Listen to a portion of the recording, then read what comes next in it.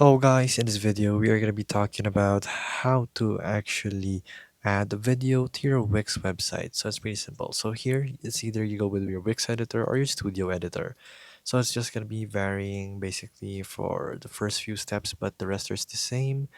You only have to go to your add elements from your editor, video, music, single video player, and then click the YouTube video and then copy it and then change the video, paste the URL in the what's the video web address field, and then it will customize everything. You can actually disable autoplay and also the loop if you want to. And then you can scroll down and enter description for the video.